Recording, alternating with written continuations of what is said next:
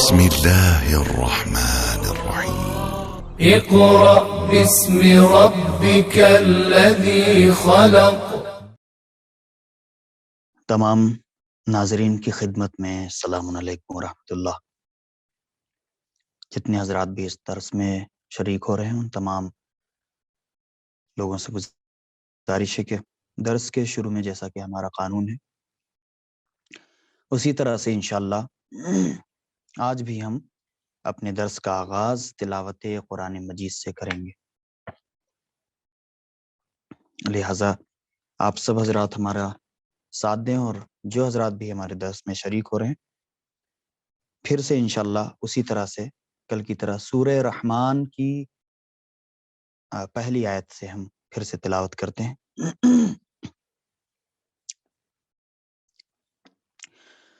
اعوذ باللہ من الشیطان الرجیم. بسم اللہ الرحمن الرحیم. الرحمن علم القرآن خلق الانسان علمہ البیان الشمس والقمر بحسبان والنجم والشجر يسجدان والسماء رفعها ووضع الميزان ألا تطغوا في الميزان وأقيموا الوزن بالقسط ولا تخسروا الميزان والأرض وضعها للأنام فيها فاكهة والنخل ذات الأكمام والحب ذو العصف والريحان فبأي آلاء ربكما تكذبان خلق الإنسان من صلصال كالفخار وخلق الجان من مارج من نار فبأي آلاء ربكما تكذبان رب المشرقين ورب المغربين فبأي آلاء ربكما تكذبان وله الجوار المنشآت في البحر كالأعلام فبأي آلاء ربكما تكذبان كل من عليها فان ويبقى وجه ربك ذو الجلال والإكرام فبأي آلاء ربكما تكذبان يسأله من في السماوات والأرض كل يوم هو في شان فبأي آلاء ربكما تكذبان سنفرغ لكم أيها الثقلان فبأي آلاء ربكما تكذبان يا معشر الجن والإنس إن استطعتم أن تنفذوا من أقطار السماوات والأرض فانفذوا لا تنفذون إلا بسلطان فبأي آلاء ربكما تكذبان يرسل عليكما شواظ من نار ونحاس فلا تنتصران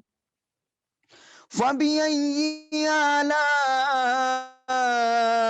ربكما تكذبان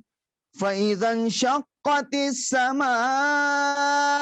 فكانت وردة كالدهان فبأي آلاء ربكما تكذبان فيومئذ لا يسأل عن ذنبه إنس ولا جان فَبِأَيِّ آلَاءِ رَبِّكُمَا تُكَذِّبَانِ صدق اللہ العلی العظیم اللہم صل علی محمد وآل محمد وعجل فرجہم واحشرنا معہم۔ جو حضرات بھی تلاوت میں شریک ہوئے، پروردگار ان تمام لوگوں کو اس تلاوت کے صدقے میں تمام ان کی پریشانیوں کو درگزر فرما اور تمام ان کے مسائل کو حل فرما۔ کل جس حدیث کی طرف ہم نے آپ کو توجہ دلائی تھی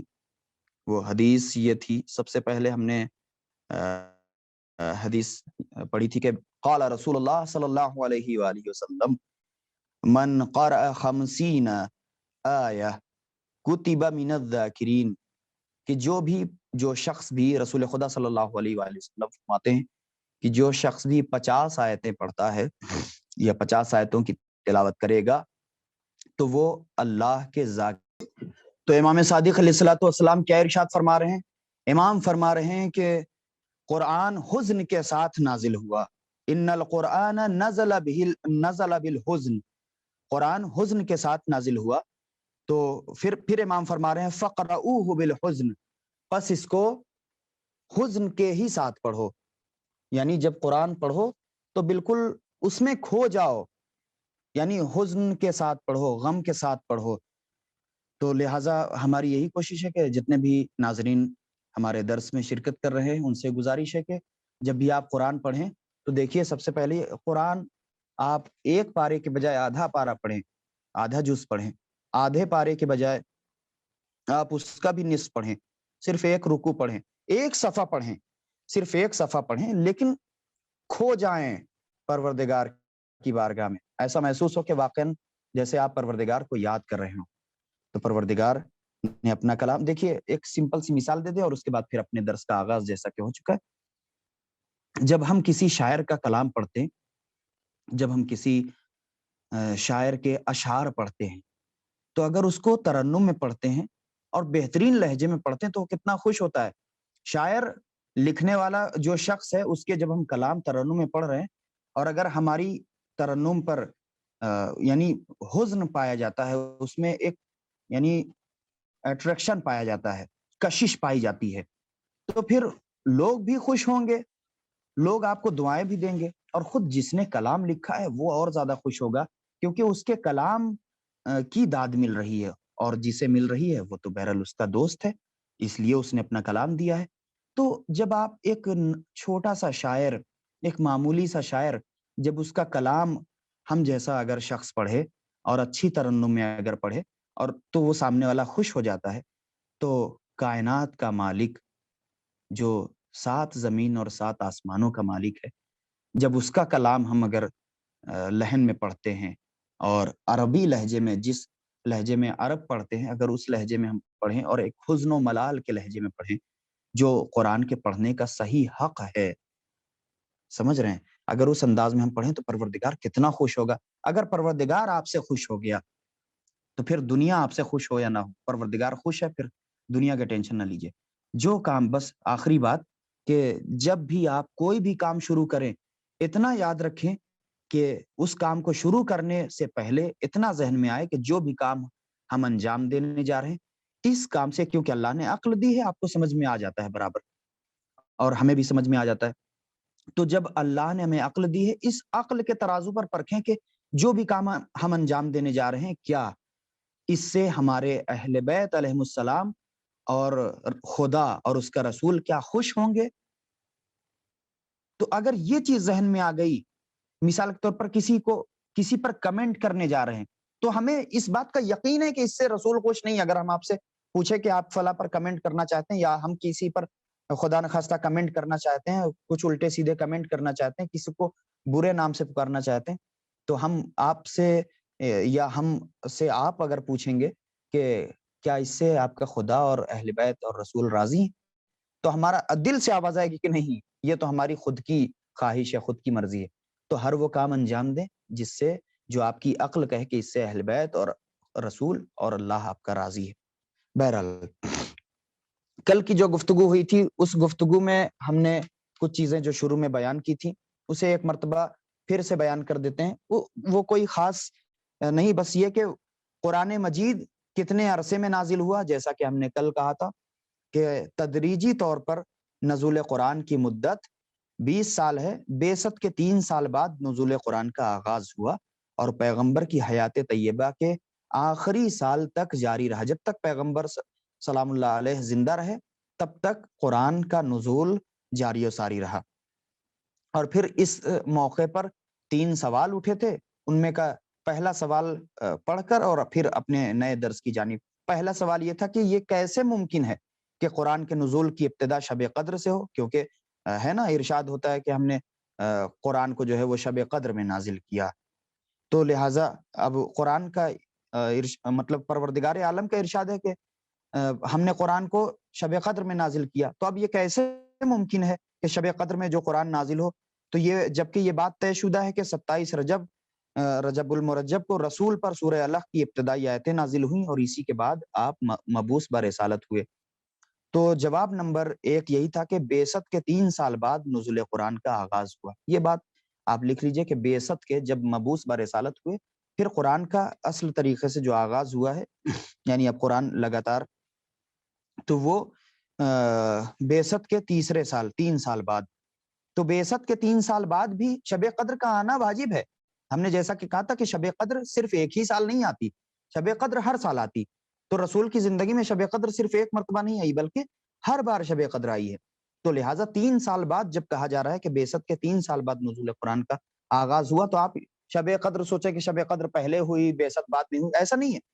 شب قدر ہر سال آتی تھی. تو بعثت کے 3 سال بعد جو قرآن کا نزول شروع ہوا ہے، نزول کا آغاز ہوا ہے، تو یہ اسی شب قدر سے ہوا. یعنی بعثت کے 3 سال بعد جو شب قدر آئی ہے اس شب قدر سے. اور بعثت کیا ہے؟ جیسا کہ ہم نے بتایا کہ بعثت وہی دن ہے کہ جب رسول خدا صلی اللہ علیہ وآلہ وسلم مبعوث برسالت ہوئے، یعنی رسالت کے لیے چنے گئے، ہے نا. کیا وہ پہلے سے رسول نہیں تھے؟ ہم نے بتایا تھا کہ وہ پہلے سے رسول ہیں. اور وہ جب آدم بین الآب و تین، بین الماء و تین، جب آدم جو ہے وہ مٹی اور پانی کے درمیان تھے، ہم نے دیکھیے فارسی کا لفظ بیچ میں استعمال کیا. تو جب بین الماء و تین، جب جناب آدم علیہ السلام اس کے آب و گل کے درمیان تھے، مٹی اور پانی کے درمیان تھے، اس وقت بھی یہ نور موجود تھا، بلکہ اس سے بھی ہزاروں سال پہلے. وہ الگ ایک ٹاپک ہے، اس پر انشاءاللہ کبھی موقع رہا اس پر بھی گفتگو کی جائے گی. تو بعثت کے موقع پر نازل ہونے والے سورہ الح کی 5 آیتوں پر قرآن کا اطلاق ہوتا ہے. کیا سورہ الح کے بعد سے ہوتا ہے؟ تو مفسرین نے کہا کہ ہاں، قرآن کا مکمل طور پر جو اطلاق ہوتا ہے کہ ہاں قرآن اب نازل ہو گیا، شب قدر سے شروع ہو گیا ہے، تو وہ بعثت کے 3 سال کے بعد یہ جب، یعنی بعثت میں تو یہ نازل ہوا سورہ الح کی یہ 5 آیتیں بعثت کے ٹائم پر نازل ہوئیں. اور سورہ الحمد کے متعلق بھی یہی ملتا ہے کہ یہ اس وقت، لیکن اس کا اطلاق جو ہوتا ہے، یعنی یہ جو مفسرین لکھتے ہیں کہ جو قرآن کا اصل طریقے سے جو چیز رقم ہو گئی، لکھ گئی، اور یہ چیز معروف ہوئی کہ قرآن کا اصل آغاز جو ہوا ہے، وہ جیسے ہم کہتے نہیں آپ سے کہ چلو ابھی ہم تم کو جو ہے وہ یہ چیزیں لے لو، بقیہ ہم تمہیں بعد میں لا کر دیں گے. یا ہم اپنے ناظرین سے اکثر یہی کہتے ہیں کہ کچھ باتیں ہم آپ کے سامنے پیش کر دے رہے ہیں، اگلا درس انشاءاللہ بس ہم 2 منٹ کے بعد چلتے ہیں. اور آج ہمارا درس شروع ہو رہا ہے اسباب نزول کے حوالے سے، کہ نزول کے اسباب کیا کیا تھے. نزول یعنی جو قرآن نازل ہوا ہے، جو آیتیں نازل ہوئی ہیں، ان کا ریزن کیا ہے، ان کا سبب کیا ہے. تو آج ہمارا نیا درس، جیسا کہ ہم جانتے ہیں کہ قرآن مجید مختلف حالات اور موقعوں کے پیش نظر، جیسا موقع محل ہوتا تھا اسی اعتبار سے آیتیں نازل ہوتی تھیں. تو بہت سی آیتیں اس وقت کے ماحول کے مطابق اور اس کے تقاضے کو مد نظر رکھتے ہوئے نازل ہوئیں. جیسا ہم نے بتایا تھا کہ جیسا ماحول ہوتا تھا اسی اعتبار سے آیتیں نازل ہوتی تھیں. مثلا کسی حادثے یا مشکل کے وقت یا کسی سوال کا جواب دینے کے لیے انہی حالات، وجوہات اور مواقع کو شان نزول یا اسباب نزول کہا جاتا ہے. تو اب یہ آپ یہ سوچیں گے کہ اسباب نزول کسے کہا جاتا ہے، یا اکثر آپ نے علماء سے سنا ہوگا کہ یہ شان نزول. تو شان نزول کیا کہتے ہیں کہ یعنی شان نزول یعنی یہ کس کی شان میں نازل ہوئی. کس کی شان سے مراد یہ نہیں کہ کسی کی تعریف میں. کیا ہو رہا ہے آج؟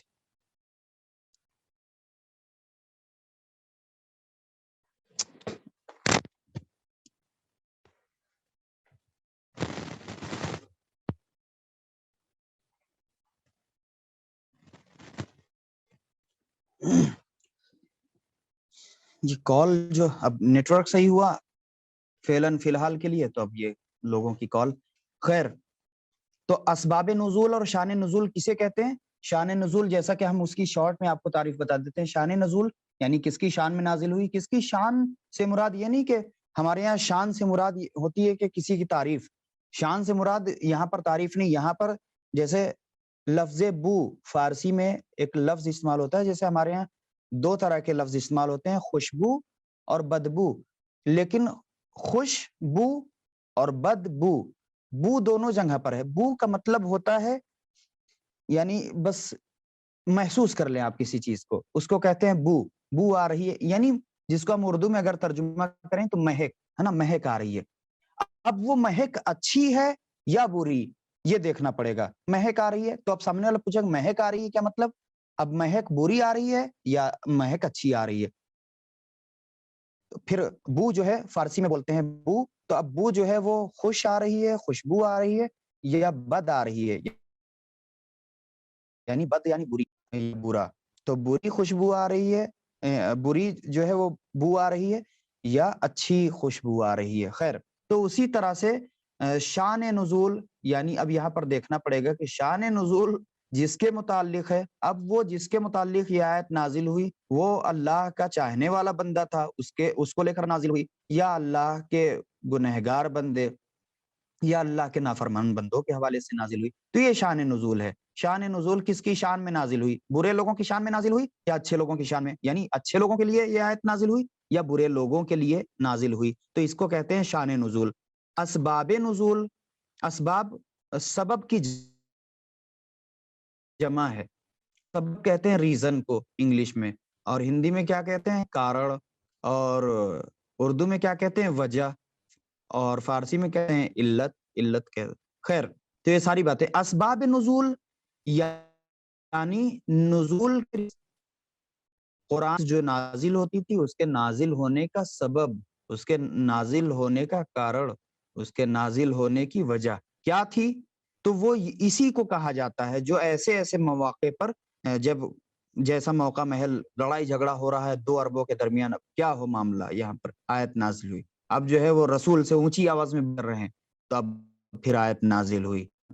اب رسول کو اذیت دے رہے ہیں، آیت نازل ہوئی. تو یہ کیا ہے؟ یہ سبب ہے نزول کا، یہ ریزن ہے آیتوں کے نازل ہونے کا. جو بات آپ کو سمجھ میں آ گئی. واضح ہے کہ مختلف مواقع یا حالات میں نازل ہونے والی آیات انہی موقعوں اور حالات کے مطابق ہوتی تھی.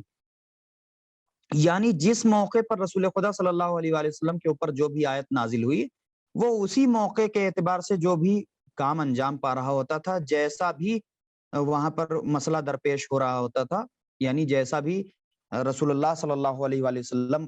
کو جیسے بھی حالات کا سامنا کرنا پڑتا تھا اسی کے حوالے سے، اسی حالات کو دیکھتے ہوئے جو ہے وہ قرآن کی آیات نازل ہوتی تھیں. اور واقعاً کمال ہے قرآن کی آیتوں کا، قرآن کی آیتوں کا کمال. اور اس سے بڑھ کے قرآن تو قرآن ہے، ہمارے ائمہ معصومین علیہ السلام کی احادیث کا کمال ہے کہ 1400 سال پہلے جو احادیث کہی گئی ہیں آج کے دور میں آپ ہر حدیث کو جو ہے وہ اپنے اوپر رکھ کر آپ دیکھ لیجئے کہ فوراً وہ آج کے زمانے سے بھی وہ حدیث جو ہے وہ میچ کر جائے گی. کہ آج کے زمانے میں اب کہہ رہے ہیں مولا علی مثلاً کہ فتنہ جب پھیل جائے تو اونٹ کے بچے کی طرح بن جاؤ، کہ جو مثلاً نہ کھانے کے لائق ہوتا ہے نہ پینے کے لائق ہوتا ہے صحیح سے، یعنی جس سے کوئی لوگ استفادہ نہیں کر سکتے، فائدہ حاصل نہیں کر سکتے. تو اب کیا ہے، اب اس زمانے میں مثال کے طور پر فتنہ ہو رہا ہے تو یعنی کہہ رہے ہیں کہ فتنے کو بھڑکاؤ نہیں، سمجھ رہے ہیں، ایسے بن جاؤ کہ تم کو کوئی استعمال نہ کر سکے. اس طرح سے رہو کہ اپنے آپ کو جیسے اونٹ کے بچے کو کوئی استعمال نہیں کر سکتا اسی طرح سے تم اپنے، اس کی الگ تشریح ہے، وہ بھی ایک الگ ٹاپک ہے انشاءاللہ، اس پر بھی جو ہے لمبی گفتگو. خیر، لیکن کیا ہے کہ ایسے بنیے کہ آپ کو کوئی استعمال نہ کر سکے. اب 1400 سال پہلے یہی جو گفتگو کی وہی آج بھی جو ہے وہ ڈیپینڈ کرتی ہے آج کے زمانے کے اعتبار سے بھی. خیر، تو ہم نے جو کہا کہ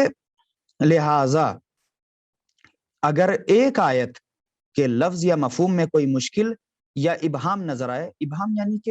یعنی شک و تردد، یعنی انسان جو ہے وہ کنفیوز ہو جائے، تو ایسی بات اگر نظر آئے تو نزول آیت کو موقع اور ماحول پر نظر رکھ کر اسے بآسانی دور کیا جا سکتا ہے۔ یعنی اگر آپ کو شک ہو کہ یہ آیت کیا کہہ رہی ہے، یہ کیا کہنا چاہ رہی ہے، تو ہماری طرف سے اگر آپ سنیں گے تو یہ کہ تفسیر کا آپ مطالعہ کریں، تفسیر پڑھیں، کسی بھی تفسیر کو، مثلا تفسیر نمونہ کا اردو ترجمہ ہو گیا، تفسیر نمونہ کو آپ پڑھیں، یا اس طرح کی جو بھی کتابیں ہیں، تفسیر نور وغیرہ جو ہے وہ بھی مختصر سی تفسیر ہے، 12 جلدوں میں ہے، پھر بھی مختصر نہیں، لیکن خیر المختصر کہنے کا مطلب یہ جو بھی ہماری تفاسیر ہیں ان کا مطالعہ کریں اور اس آیت کے متعلق پڑھیں کہ دیکھیں اس مفسر نے کیا لکھا ہے اس آیت کے متعلق، تو اس میں آپ کو شان نزول اور سبب نزول باقاعدہ طور پر کو معلوم ہو جائے گا۔ اسی بنا پر کسی بھی آیت کی مکمل تفسیر جاننے کے لیے اس کے سبب نزول اور شان نزول کی طرف رجوع کرنا ضروری ہے کہ آخر یہ کب نازل ہوئی، کس کے لیے نازل ہوئی، کس موقع پر نازل ہوئی۔ مثال کے طور پر قرآن کی آیت ہے سورہ بقرہ کی آیت نمبر 185، سورہ بقرہ کی آیت نمبر 150،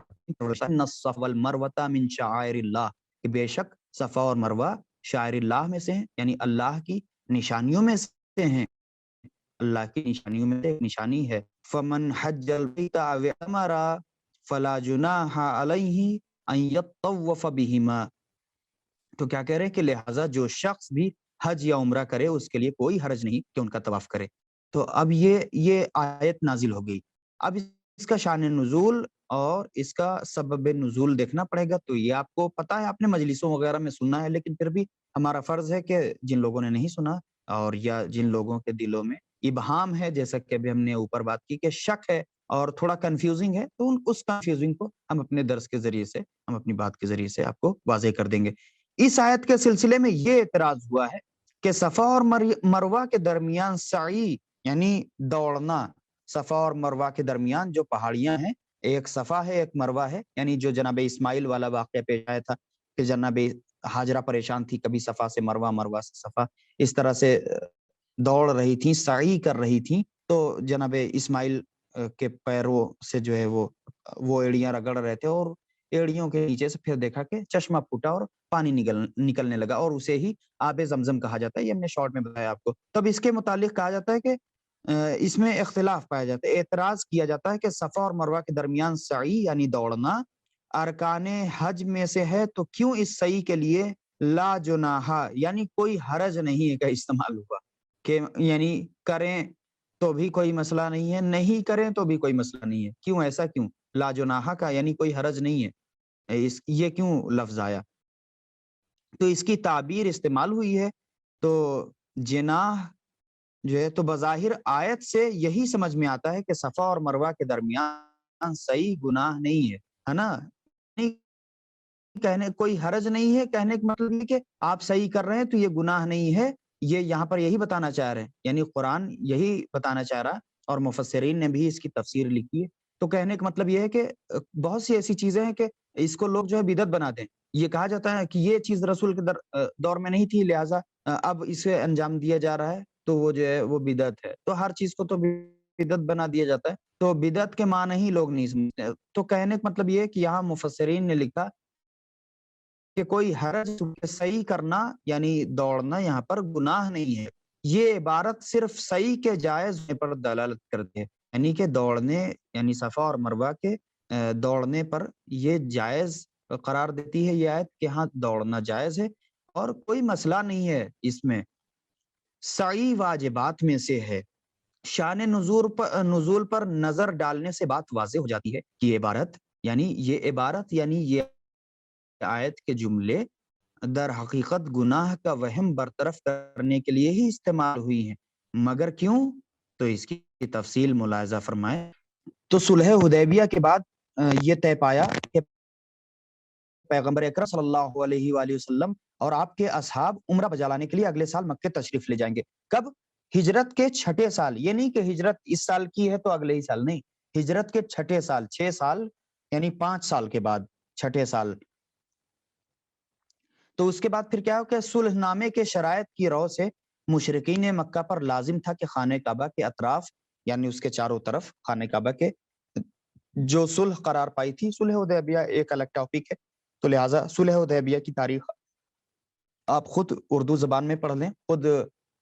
آیت اللہ سید علی نقی النقوی صاحب کی جو اردو میں کتاب ہے، یا مقبول صاحب کی، اس طرح سے مقبول حسین صاحب نجفی، ان کی یہ اس طرح کی جو تاریخ اسلام ہے اس میں آپ صلح حدیبیہ کے بارے میں پڑھ سکتے ہیں. لہٰذا کیونکہ تفصیلی معاملہ ہے، لہٰذا اس کو ہم ابھی بیان نہیں کر سکتے.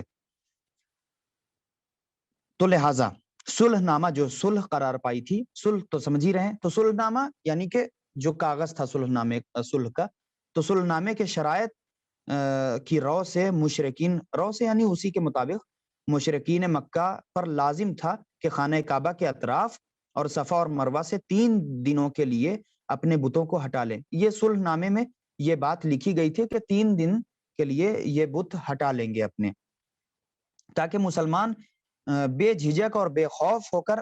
طواف اور سعی بجا لا سکیں. یہ جب صلح ہوئی تھی کفار و مشرکین اور رسول خدا صلی اللہ علیہ وآلہ وسلم کے درمیان، تو اس صلح میں یہ بات رکھی گئی تھی کہ ٹھیک ہے، ہم تمہاری باتیں مانتے ہیں جو جائز ہیں، اور ہم تمہاری باتیں مانتے ہیں، تم ہماری بات مانو. تو تم ہماری بات کیا مانو؟ اس میں سے ایک بات یہ تھی کہ 3 دن کے لیے ہٹا لیے جائیں گے، کیونکہ یہ بتوں کی پوجا کرتے تھے، کعبے میں رکھتے تھے، کعبے کے اطراف میں رکھتے تھے، کعبے کے باہر رکھتے تھے، کعبے کے اندر رکھتے تھے. تو بتوں کی، یہ بڑا بت ہے، یہ چھوٹا بت ہے، سب بتوں کی ماشاءاللہ کو پوجا کی جاتی تھی. اور جناب ابراہیم نے ہی ان بتوں کو توڑا تھا، لیکن پھر بھی یہ لوگ نہیں مانے، اور بہرحال یہ آج بھی ہو رہی وہی چیز. خیر، تو آج بھی وہی چیز ہو رہی. دیکھیں پھر سے شک کو تردد میں نہ پڑ جائے گا، آج بھی وہی چیز ہو رہی ہے. اس کا مطلب یہ نہیں کہ کعبے میں ہو رہی ہے، مطلب دنیا میں بت پرستی ہو رہی ہے، کہنے کا مطلب یہ ہے. تو یہ بات یہ قرار پایا تھا کہ 3 دن کے لیے ہٹا دیا جائے گا، تاکہ مسلمان بے خوف ہو کر کعبے کا طواف کریں اور سعی بجا لائیں، یعنی صفا اور مروہ کے درمیان جو ہے وہ دوڑ لگائیں. اور ہوا بھی ایسی، اور ہوا بھی ایسا ہی، مگر بعض وجوہات کی بنا پر کچھ مسلمان مذکورہ مدت میں سعی نہ کر سکے. مطلب ہوا ایسا، جو صلح قرار پائی تھی اس درمیان ویسا ہی انجام پایا معاملہ، اور لیکن کچھ ایسے مسلمان تھے کہ جو ان 3 دنوں کے درمیان انہوں نے یعنی سعی نہیں کر پائے اور طواف خانہ کعبہ نہیں کر پائے. تو ہوا کیا پھر؟ اور پھر دوبارہ بتوں کے نصب کر دیے جانے کے بعد انہیں سعی کے حرام ہونے کا خدشہ اور گمان ہونے لگا. لہٰذا اس وہم و گمان کو دور کرنے کے لیے یہ آیت نازل ہوئی. اب دیکھیے کہ جب اس ٹائم پہ نہیں کر سکے تھے، تو اب جو ہے اب صحیح کیسے کریں؟ اب تو بت آ گئے، اب تو پھر سے بت وغیرہ رکھ دیے گئے چاروں طرف، خانہ کعبہ کے اندر سے لے کر باہر پہاڑیوں تک خوب بت، اور سب کی اپنی اپنی جگہ، اپنے اپنے مقام بنا لیے گئے، اور سب کا اپنا اپنا وہ قبیلہ آتا تھا، اور باقاعدہ وہ اس کی بتوں کی پوجا کرتا تھا، اور بتوں کا باقاعدہ نام بھی رکھا ہوا تھا، جیسے آج کے بھی زمانے میں نام رکھا ہے، وہاں نہیں، دنیا کے دوسرے حصوں میں. تو کیا ہے کہ جب ان کو جس بات کا خطرہ ہونے لگا کہ کہیں اب ہم صحیح کریں گے تو کہیں حرام نہ ہو جائے، کہیں جو ہے پروردگار عالم ہم پر عذاب نہ نازل کرے، یا ہم گناہ میں مرتکب نہ ہو جائیں. تو اس وہم و گمان کو دور کرنے کے لیے یہ آیت نازل ہوئی، تاکہ مسلمان سعی سے محروم نہ رہ جائیں. کیونکہ سعی یعنی صفا اور مروہ کے درمیان سعی کا مطلب ہوتا ہے اصل کوشش کرنا. یعنی المختصر جو جناب حاجرہ نے کوشش ہی کے لیے دوڑ بھاگ لگائی تھی، اسی لیے اس کو سعی کا لفظ وہاں پر کرتے ہیں، دوڑ بھاگ کا لفظ اسی لیے استعمال نہیں کرتے، کیونکہ جناب حاجرہ سعی کر رہی تھی، کوشش کر رہی تھی کہ ہمارے بچے کو کسی طرح سے پانی دستیاب ہو جائے، ہمیں پانی مل جائے تو ہم اپنے بچے کے پیاس بجھا سکیں. دیکھیے ایک ماں واقعاً کتنی رحم دل اور کتنی محبت کا خزانہ ہوتی ہے واقعاً، کہ ماں اپنے بچے کے لیے کتنا تڑپتی ہے. کہ تو لہٰذا پر پھر روک کر ایک بات کہیں گے کہ اگر آپ ماں رکھتے ہیں نا واقعاً، تو ماں کو اذیت نہ کریں، ماں کو پر کریں،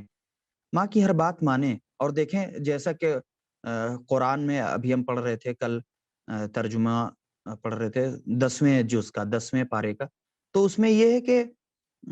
باقاعدہ طور پر اس میں آیا ہے، ترجمے میں لکھا ہوا، آپ ترجمہ پڑھیے گا، میری گزارش ہے کہ آیت کے ساتھ ساتھ آپ ترجمہ بھی پڑھیں تو اس کا الگ ہی لطف لگا. اس میں لکھا ہوا ہے کہ اے رسول،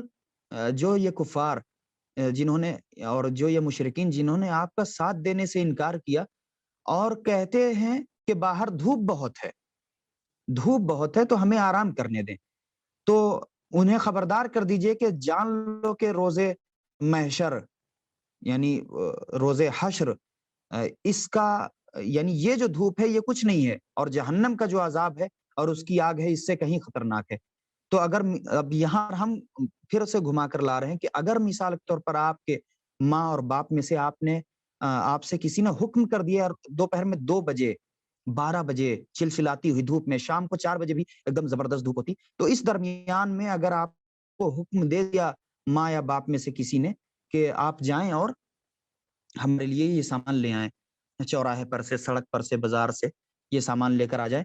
اور آپ کہیں کہ نہیں امی ابھی ہماری ہمت نہیں پڑ رہی ہے، ابھی ہم کو سونے دیجئے. ہو سکتا ہے ہم بھی یہی حرکت کرتے ہوں اپنے بچپنے میں، یا ہو سکتا ہے کہ کبھی خدا نہ خواستہ شیطان ہمیں گمراہ کر دے. الحمدللہ. بہرحال طبیعت کی ناسازی کی وجہ سے آپ سے بہت بہت معذرت بھی چاہتے ہیں، اس طرح کے جو واقعات بیچ میں پیش آتے ہیں ہمارے ساتھ اور اس کا سامنا کرنا پڑتا ہے. خیر یہ کسی کے ساتھ پیش آ سکتے ہیں، بس یہ کہ آپ کو اگر چھینک آئے گی، آپ کو کھانسی آئے گی تو ہم سن نہیں سکیں گے، لیکن ہماری نفس محسوس کر سکتے ہیں، سانس کو بھی محسوس کر سکتے ہیں. خیر تو کیا ہے کہ اگر والدین واقعی آپ کو اگر حکم دیں تو چلچلاتی ہوئی دھوپ میں بھی آپ چلے جائیں، اور یہ نہ انکار نہ کریں کہ ہم کیونکہ آپ اس دھوپ کو دیکھ رہے ہیں کہ یہ دھوپ اتنی سخت ہے، روزے محشر اور اس عذاب سے ڈریے کہ جس کی آگ اس سے کہیں خطرناک ہوگی. تو لہٰذا یہ کام کر دیجئے اس وقت ماں باپ کا، تاکہ اس آگ سے بچ جائیے. ماں باپ کو بہت سے لوگ دھکا دے دیتے ہیں، ان پر چیخنے لگتے ہیں نہیں کرنا ہم کو یہ کام، نہیں ہم انجام دیں گے، آپ کیا کر لیجئے گا، یا گھر سے بھاگ جاتے ہیں پیر پٹک کے. اس طرح کے واقعات پیش آتے ہیں، گھر سے نکل لیتے ہیں، پیر پٹکتے ہیں اور کہتے ہیں کہ بس ہم ہی آپ کو نظر آتے ہیں، فلاں آپ کو نظر نہیں آتا، اس سے کام نہیں کرواتی ہیں امی لوگ ساتھ پڑھتے ہیں. تو ماں بہت رحمدل ہوتی ہے، اس کو کبھی نہ ستائیں، وہ بہت محبتی ہوتی ہے، آپ کی 1000 غلطیوں کے بعد بھی وہ آپ کو معاف کر دیتی ہے. وہ کیسی ماں ہے، تو لہٰذا اسے کبھی اذیت نہ دیا کریں. خوش نصیب ہیں وہ لوگ جو ماں رکھتے ہیں، لیکن ان سے پوچھئے کہ جن کے پاس ماں نہ ہو. تو اللہ جن کی مائیں ہیں، اللہ ان تمام لوگوں کی ماں کو صحت و تندرستی اور عنایت فرمائے، اور آپ ہماری ماں کی بھی حق میں دعا کریں کہ پروردگار عالم انہیں بھی صحت و تندرستی اور طول عمر عنایت فرمائے. تو اب کیا ہے، یہاں پر اپنے بچے کے لیے صحیح کر رہی تھیں جناب حاجرہ، تو اللہ نے یہاں پر اس خدشے کو، اس گمان کو دور کر دیا کہ پریشان نہ ہو، صحیح کرو، صحیح سے محروم نہ ہو جاؤ. اس لیے یہ قرآن لا جناح کا تذکرہ ہوا کہ پریشان نہ ہو، کوئی حرج نہیں ہے اگر تم کر رہے ہو،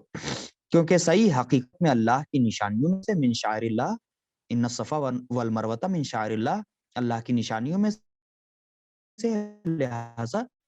کیجئے، آپ تمام بچ گئے ہیں. اور بتوں کا وجود ایک عارضی صورتحال ہے جس سے صحیح متاثر نہیں ہو سکتی پڑتا، لہٰذا ان کو جو جہاں پر ہیں انہیں رہنے دیجئے، ان سے کوئی فرق نہیں پڑتا. تفسیر عیاشی اس کا حوالہ ہے، تفسیر عیاشی جس کا حوالہ ہم نے پہلے بھی دیا تھا، جلد نمبر 1 صفحہ نمبر 70 یعنی صفحہ نمبر 70. جیسا کہ ابھی بھی ہم نے دیکھا کہ شان نزول کی طرف رجوع کرنے سے اس آیت کا مفہوم بالکل واضح ہو گیا، اور بے الفاظ دیگر اس آیت کا سعی کے واجب یا جائز ہونے سے کوئی سروکار نہیں، بلکہ اس آیت کے ذریعے بتوں کی موجودگی میں حرمت سعی کے شک کا ازالہ کیا گیا ہے. یعنی کہ اب مسلمان یہی تو پریشان تھے نا کہ یہ بت رکھے ہوئے ہیں چاروں طرف، کہیں ہم ہمارا شمار بتوں کی پوجا کرنے والوں میں سے نہ ہو جائے. تو اللہ نے یہ جو ہے وہ ٹینشن ان لوگوں کا دور کر دیا کہ پریشان نہ ہو مسلمانوں، کہ بالکل ٹینشن نہ لو، پروردگار عالم بہت رحمان اور رحیم ہے، اور یہ صحیح کرنے میں کوئی حرج نہیں ہے. یہ بت رکھے ہیں تمہارے دل میں تو بت نہیں ہے، یہ تم دل سے تو ان کو نہیں مانتے ہو، تو لہٰذا بات ختم. جس طرح سے رسول خدا صلی اللہ علیہ وآلہ وسلم کے پاس ایک شخص آیا اور کہنے لگا سر جھکائے ہوئے اور رو رہا تھا، کہنے لگا کہ یا رسول اللہ کفار و مشرکین نے ہمیں گھیر لیا تھا، اور اس کے بعد پھر نعوذ باللہ من ذالک آپ کو گالی دینے کے لیے کہا، سب کرنے کے لیے کہا، تو ہم نے جو ہے وہ اپنی زبان گندی کر لی آپ کے لیے، اور بہت رو رہا تھا اور کہا کہ کیا ہمارے لیے بخشش ہے؟ تو رسول نے یہی تو کہا کہ کیا تم نے دل سے ایسی بات کہی؟ تو کہا نہیں، اللہ نہ کرے ہمارے ماں باپ آپ پر قربان جائیں، ہم یہ جرت کبھی نہیں کر سکتے۔ تو رسول نے کہا بس مسئلہ نہیں ہے، کیونکہ مثلاً وہ تقیے میں آ گیا نا اس وقت، پھر وہ تقیے میں آ گیا کہ تم نے اپنی جان بچانے کے لیے ایسا کام کیا ہے، اور تمہارا مقصد ایسا نہیں تھا، یعنی ہمیں نعوذ باللہ من ذالک ہمیں گالی بکنا، ہمیں جو ہے وہ سب کرنا، یہ تمہارا مقصد نہیں تھا، لہٰذا کوئی حرج نہیں ہے۔ تو اسی طرح سے یہاں پر بت رکھے ہوئے ہیں، اور آپ کی نیت بتوں کی پوجا کرنا نہیں، آپ کی نیت جو ہے وہ سعی کرنا ہے، صفا مروہ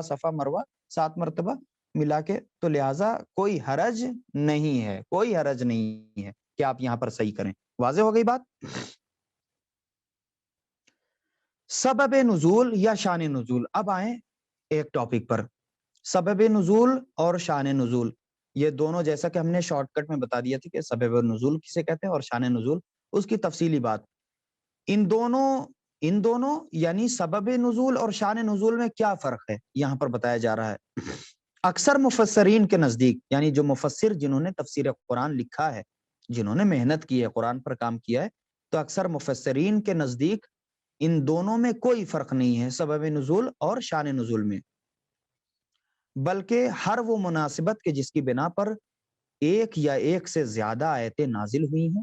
اسے کبھی سبب نزول اور کبھی شان نزول کے نام سے یاد کرتے ہیں، جبکہ ان دونوں کے درمیان میں فرق پایا جاتا ہے۔ در حقیقت خود نام میں دیکھ لیجئے فرق پایا جاتا ہے، یعنی سبب نزول سبب یعنی سبب ریزن سمجھ میں آ رہا ہے، اور شان نزول یعنی کہ کس کی شان میں کس وقت کیسے نازل ہوئی، تو خود لفظی فرق ہے، اور بلکہ معنی کے اعتبار سے معنوی جو فرق ہے وہ اپنی جگہ پر ہے۔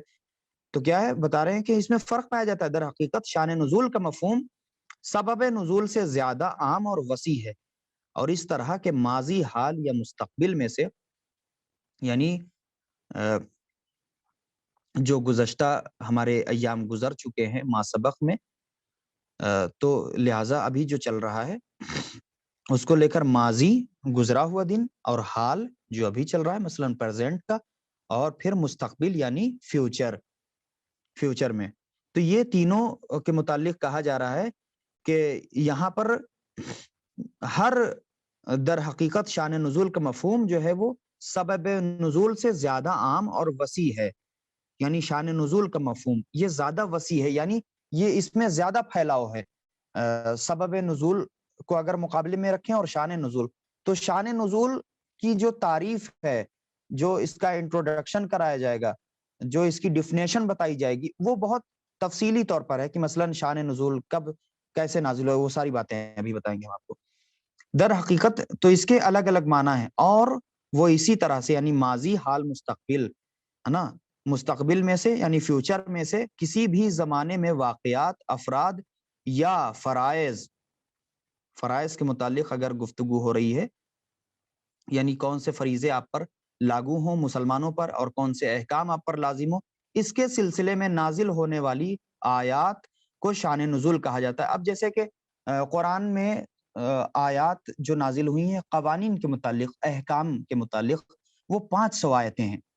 یعنی 500 آیتیں جو ہے وہ قوانین شریعت کے متعلق، احکام اسلامی کے متعلق 500 آیتیں نازل ہوئی ہیں۔ ان کو شان نزول کہا جاتا ہے، مگر سبب نزول یعنی آیت کے نازل ہونے کا ریزن،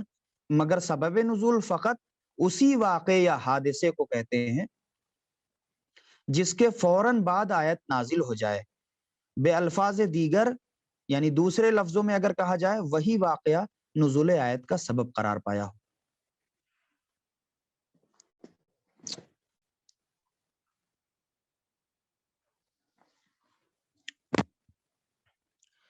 تو وہی واقعہ کیا ہے،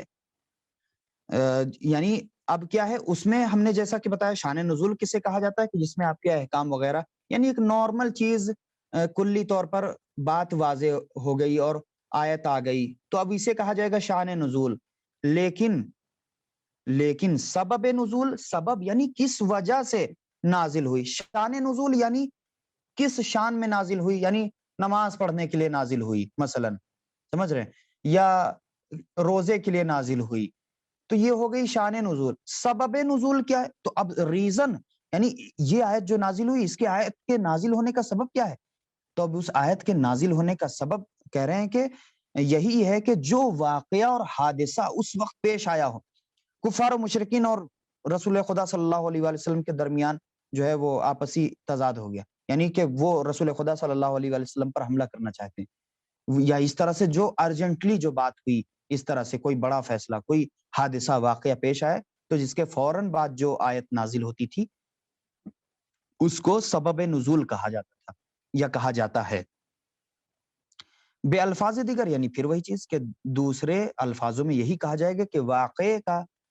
نزول یعنی وہی جو دیگر واقعے جو نازل ہوئے، یعنی واقعے جو لوگوں میں دیکھنے میں آئے کہ جس واقعے کو مد نظر رکھتے ہوئے آیت کا نزول ہوا، تو اسے سبب نزول کہا جاتا ہے. اب ہم سوچ رہے ہیں کچھ اور گفتگو کرنے، لیکن پھر یہ دیکھ رہے ہیں کہ ہمارا ٹائم بھی زیادہ ہو گیا اور لوگ ہمارے پریشان سے ہو رہے ہیں، لیکن امید کرتے ہیں کہ پریشان نہیں ہوں گے. صرف جو ہے وہ 2-3 چیزیں اور بیان کر دیتے ہیں کہ اسباب نزول کا حصول کیسے، یعنی اس کو کیسے حاصل کر سکتے ہیں، اس چیز کو کہ سبب نزول کو کیسے سمجھ سکتے ہیں، کیسے اس کو حاصل کر سکتے ہیں. تو کہتے ہیں کہ اسباب نزول تک رسائی بہت دشوار ہے، یعنی کہ اس کے سبب کو تلاش کرنا بہت دشوار ہے، کیونکہ پہلے زمانے کے علماء نے اس سلسلے میں کافی مقدار میں قابل توجہ اور شایع نشان مطالب جمع نہیں کیے. اس زمانے کے جو علماء تھے انہوں نے جمع نہیں کیے. اور دیکھیے اسی لیے تو مولا علی علیہ الصلوۃ والسلام نے جس قرآن کو جمع کیا تھا،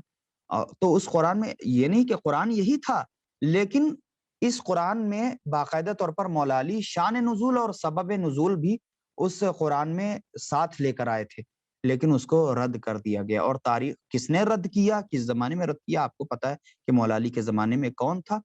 اور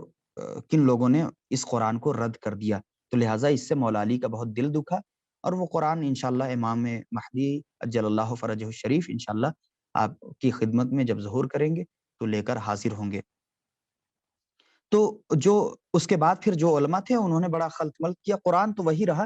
لیکن شان نزول میں خلط ملط کر دیا. ہاں ائمہ پھر جب ہمارے آتے رہے الحمدللہ، تو ان ائمہ نے موقع محل کے اعتبار سے جیسی ضرورت تھی اس کی شان نزول کے متعلق گفتگو کی ہے، اور جس میں ہمارے علماء نے مطالب بیان کیے ہیں. لیکن بقیہ علماء نے اکثر نے مطالب نہیں لکھے ہیں. تحقیقی تحریریں جمع نہ کرنے کی ایک وجہ یہ تھی کہ اس زمانے کے لوگ حالات سے آگاہ تھے، لہٰذا انہیں اپنی معلومات اور شواہد کو بطور سند یا ڈھال کے طور پر پیش کرنے کی چنداں ضرورت کا احساس نہیں تھا. یعنی کہ جو اس زمانے کے لوگ تھے، تو یہ آیت کب نازل ہوئی، کس کے لیے نازل ہوئی، سمجھ رہے ہیں، یہ کس موقع پر کس کے لیے نازل ہوئی، تو جو اس دور کے لوگ تھے ان کو سب کو پتا تھا کہ یہ آیت کیوں نازل ہوئی، تو پتا تھا اس لیے نہیں لکھا اس کو، سمجھ رہے ہیں. تو بہت سی چیزیں ایسی ہوتی ہیں. اب مثال کے طور پر ایک مثال دے رہے ہیں کہ ہم ایک ڈائری ہے اس میں ہم حدیثیں لکھتے ہیں، ہے نا، یعنی ائمہ کے اقوال لکھتے ہیں. اب لیکن ہمیں یاد ہے کہ رسول نے ارشاد فرمایا کہ انا مدینۃ العلم وعلی بابھا، اب یہ حدیث ہم کو یاد ہے، تو اب ہم کیا کرتے ہیں، اس ڈائری میں نہیں لکھتے ہیں. پھر یاد ہے ہم کو حسین منی وانا من الحسین، یہ رسول خدا صلی اللہ علیہ وآلہ وسلم سے روایت کہ حسین مجھ سے ہے اور میں حسین سے ہوں. اب یہ حدیث ہمیں یاد ہے تو اس حدیث کو ہم نہیں لکھتے. حدیث ہم کون سی لکھتے ہیں اپنی ڈائری میں، اپنی کاپی میں کون سی حدیث لکھتے ہیں، ائمہ کرام کی علیہ السلام کی وہ حدیث لکھتے ہیں کہ جو ہمیں نہیں یاد ہے. تو اسی طرح سے یہ کہہ رہے ہیں کہ شاید ایک لکھنے کی نہ لکھنے کی ایک وجہ یہ بھی ہو شان نزول اور سبب نزول نہ لکھنے کی ایک وجہ یہ بھی ہو کہ اس دور کے جو لوگ تھے یا علماء تھے ان کو سب کو پتا تھا کہ یہ آیت کیوں نازل ہوئی. یہاں پر ابھی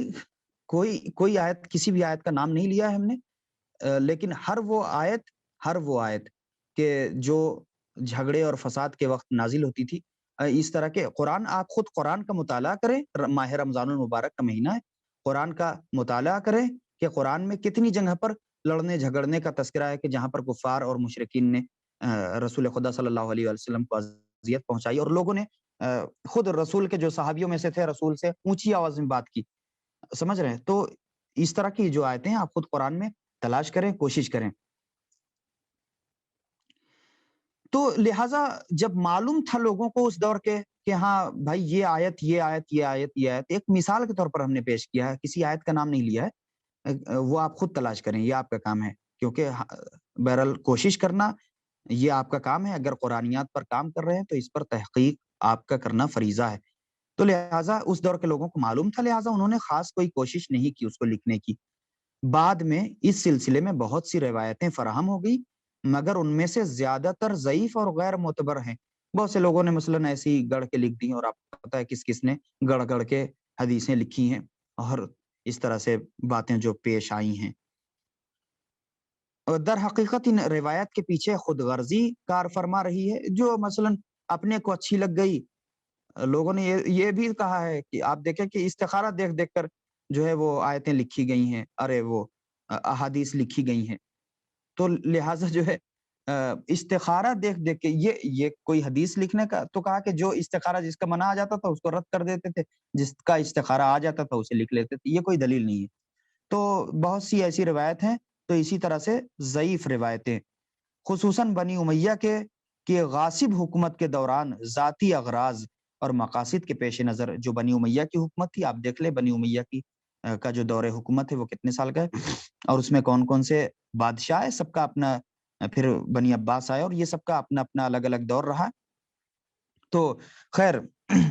تو کیا ہے وہ اس درمیان ان لوگوں کی خود کی غرض شامل حال تھی۔ اگر وہ سبب نزول ایک دم بہترین طریقے سے، یعنی مولا علی وہی تو پیش کرنا چاہ رہے تھے کہ یہ دیکھو سبب نزول کیا ہے۔ مثلاً رسول خدا صلی اللہ علیہ وآلہ وسلم سے اونچی آواز میں بات کی ایک صحابی نے، آپ کو پتا ہے کہ کس صحابی نے بات کی، یہاں پر لکھنے کی بھی ضرورت نہیں ہے، آپ سب کو معلوم ہے۔ ہو سکتا ہے بہت سے لوگ ایسے کہ جو ہمارے مثلاً برادران ہوں اور ان کے دل کو تکلیف پہنچے، تو خیر مسئلہ نہیں ہے۔ تو یہاں پر آپ کو پتا ہے کہ رسول خدا صلی اللہ علیہ وآلہ وسلم سے کس نے جو ہے وہ بدتمیزی کی یا اونچی آواز میں بات کی، کس نے کہا، اور واضح کر دوں، کس نے کہا کہ ہم آپ کو قلم دعوات نہیں دیں گے؟ تو یہ انہی لوگوں نے رسول خدا صلی اللہ علیہ وآلہ وسلم نے سے اس طرح کے لوگوں نے جو ہے وہ اونچی آواز میں بات کی، تو اللہ نے آیت نازل کی کہ رسول سے مطلب آہستہ بات کیا کرو، بلکہ ان کا نام بھی نہ لیا کرو۔ خیر، تو اگر یہ جو خلیفہ جو بنی عباس یا بنی امیہ کے جو خلفاء تھے اس دور کے، تو اگر یہ شان نزول صحیح سے ہی اگر بیان کر دیتے تو وہ کہہ دیتے کہ یعنی خود کی گویا تھالی میں چھید کر رہے ہیں، سمجھ رہے ہیں؟ تو وہ ان کے ہی اوپر آ جاتی، کیونکہ وہ سب انہی کے آبا و اجداد تھے، وہ سب انہی کے جو ہے وہ لوگ چٹے بٹے تھے جن کو کہتے ہیں، تو لہٰذا خود ہی کے اوپر جو ہے تماچا لگ جاتا۔ تو آسمان پر تھوکتے سمجھ لیجئے اس طرح سے، تو انہی کے منہ پر آ رہا تھا، کیونکہ وہ انہی کے لوگ تھے، اس لیے جو ہے انہوں نے خلط ملط کر دی۔ ذاتی اغراض و مقاصد کے پیش نظر بناوٹی اسباب نزول کے سائے میں بہت سی آیتوں کی تفاسیر اور تعویل پیش کر دی، اور پھر بنا کر جو ہے گڑھ گڑھ کے لکھ دیا۔ اب دیکھیں امام احمد بن حنبل، یہ اہل سنت کے عالم دین، آپ کو پتہ ہے حنبلی جو ایک فرقہ ہے اس کے جو یہ امام ہیں احمد بن حنبل، ان سے منقول ہے کہ صدر اسلام کی جنگوں، یعنی جب اسلام شروع تازہ جب اسلام شروع ہوا تھا، تو اس کی جنگوں اور آخری زمانے کے فتنوں اور تفسیر و تعویل قرآن کے بارے میں نقل ہونے والی روایتیں حقیقت و صداقت پر مبنی نہیں ہیں۔ یعنی جو روایتیں اس سے مخصوص کی جاتی ہیں، یعنی اس زمانے سے کہہ رہے فتنوں، جو اس زمانے میں آخری زمانے کے فتنوں اور تفسیر و تعویل کے بارے میں نقل ہونے والی روایتیں، جتنی بھی روایتیں نقل ہوئی ہیں، یعنی یہ کہا جا رہا ہے، یہاں پر کہہ رہے ہیں کہ وہ صداقت پر مبنی نہیں، اسے آپ سچ نہ مانیں۔ پھر امام بدر الدین زرکشی نے بعض محققین سے نقل کیا ہے کہ احمد بن حنبل کے اس بیان کا مقصد یہ ہے کہ ان موضوعات سے متعلق اکثر روایتیں غیر معتبر ہیں، نہ کہ ساری روایتیں۔ پھر اب اس روایت کا اور اس جو جملے ہم نے بیان کیے ہیں، اور روایت یعنی احمد بن حنبل سے جو تذکرہ کیا ہم نے، وہ البرہان جلد نمبر 2 صفحہ نمبر 156 میں اس کا تذکرہ ہوا ہے۔ آج کی بات یہیں پر روکتے ہوئے انشاءاللہ درس کو تمام کرتے ہیں، اور آپ سب سے دعا ہے، گزارش ہے کہ دعاؤں میں ہمیں یاد رکھیں۔ آئیے سب مل کر امام زمانہ عجل اللہ فرج شریف کی بارگاہ میں ان کے ظہور کے لیے دعا کرتے ہیں اور دعائے فرج کی قرات کرتے ہیں۔ بسم اللہ الرحمن